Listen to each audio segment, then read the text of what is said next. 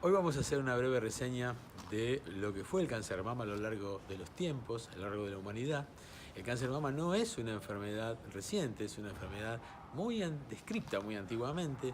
Ya hay figura en papiros egipcios, 1600 años antes de Cristo, casos, personas que habían sido tratadas, 8 casos de tumores mamarios, que ellos no los llamaban tumores en esa época, eran formaciones sanguíneas y frías, y que se trataban con elementos de cauterización. Y por supuesto ninguna de esas pacientes se curó y por lo tanto concluyen que la enfermedad no es curable, por lo menos con esos métodos. Después empieza una historia de medicinas naturales, con tés de lo que se les ocurra, plantas, extractos vegetales, estiércol de animales, obviamente con resultados muy malos. Leónidas de Alejandría fue el primero que practicó una mastectomía en la historia, también antes de Cristo. Hubo también una historia con una princesa persa que se ordenó a un esclavo de ella a sacarle la mama porque estaba enferma. Pero bueno, la historia de la cirugía de la mama empieza a desarrollarse en los siglos XV, XVI, en las escuelas francesas e inglesas, donde empiezan a desarrollarse técnicas, pero entonces imagínense que eso no se hacía con anestesia, así que lo que debe haber sido todo ese periodo.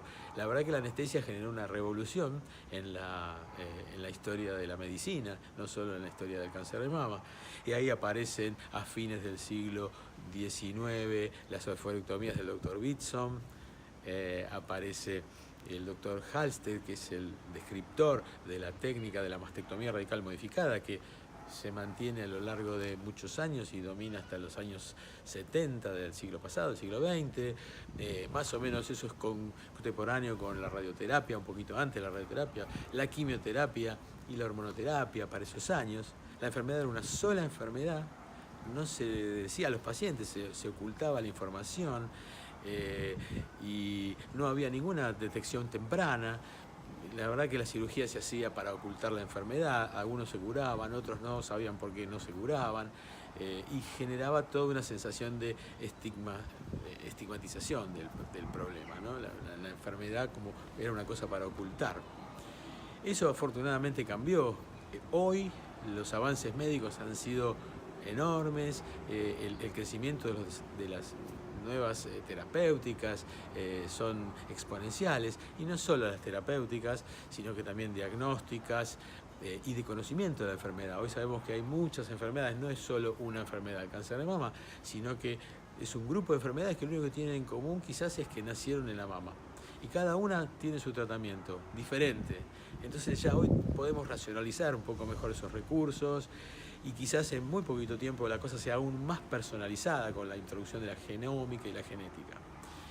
Las pacientes hoy saben el diagnóstico, lo afrontan, lo conocen.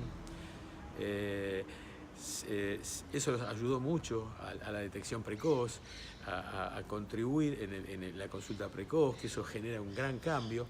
Pero persiste el miedo es uno de los grandes enemigos. El miedo a tener la enfermedad, el miedo a los tratamientos, eso puede generar un gran problema todavía.